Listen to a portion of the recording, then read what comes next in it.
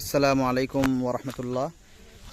আমরা এখন একটি গ্রামের এই পূর্ব সোয়াবিল একজন কৃষকের স্বপ্নভঙ্গের সামনে দাঁড়িয়ে আছি। অনেক স্বপ্ন নিয়ে এভাবে বিশাল বিশাল জমিন কষ্ট করে অনেক শ্রম করে এই ক্ষেতগুলা তারা ধান ক্ষেতগুলা করে, কিন্তু প্রকৃতির নিয়ম, প্রকৃতির একটা দুর্যোগের কারণে তাদের এই স্বপ্ন এবছর শেষ। তাদের সাথে কথা বলছিলাম, তারা বলতেছে এবছর আর তাদের ঘরে ধান উঠানো হবে না, তাদের সব কষ্ট বিফলে গেল। তো আল্লাহ সহায়, সবাই দোয়া করবেন। তাদের যে একটা পরিকল্পনা, অনেকে লোন নিয়ে পর্যন্ত তাদের এই ধান ক্ষেতগুলো তারা করে।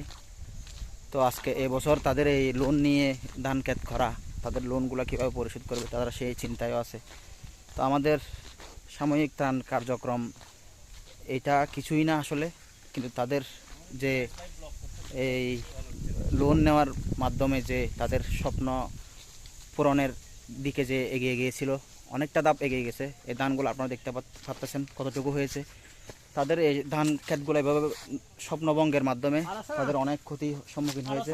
তাদের এই ক্ষতি কীভাবে তারা পুষিয়ে উঠবে তারা সেই চিন্তায় আছে। তো আমি আশা করব যার যার এলাকায়, প্রত্যেকটা এলাকায় আসলে বাহিরের থেকে দূর দূরান্ত থেকে যারা আসতেছে তারা একদিন সবার পাশে দাঁড়িয়ে চলে যাচ্ছে, কিন্তু এলাকার যারা বিত্তবান প্রভাবশালী মানুষ আছে তাদের উচিত এই যে এই কৃষকদের ক্ষতিগ্রস্ত হওয়ার যে বিষয়টি, তাদের পাশে কীভাবে দাঁড়াতে হয়, তাদেরকে কীভাবে সহযোগিতা করতে হয় সেভাবে করা উচিত। ঠিক আছে। তাছাড়া আরও অনেকেই আমরা অনেক জায়গায় ত্রাণ দিতে গিয়ে দেখতে পেয়েছি যে এরকম মানুষের এই লক্ষ লক্ষ টাকার মাছের প্রজেক্ট, যারা অনেকেই 1 বছরের জন্য লিজ নিয়ে, 6 মাসের জন্য লিজ নিয়ে বা এরকম লিজ নিয়ে লোন করে মাছের প্রজেক্ট করছিল, এরকম অনেকের মাছের প্রজেক্ট স্বপ্নভঙ্গের মাধ্যমে এই পানি উঠার কারণে তাদের মাছের প্রজেক্টে সব মাছ চলে গিয়ে তাদের স্বপ্নভঙ্গ হয়। তো এভাবে করে অনেক মানুষ অনেকভাবে ক্ষতিগ্রস্ত হয়েছে। প্রকৃত ক্ষতিগ্রস্ত যারা হয়েছে তাদের পাশে যেন আমরা সবাই দাঁড়াতে পারি। আল্লাহ আমাদেরকে সবাইকে সেই তৌফিক, সেই মন মানসিকতা সেরকম করে আমাদেরকে সুযোগ করে দেওয়ার জন্য আল্লাহর কাছে প্রার্থনা করি।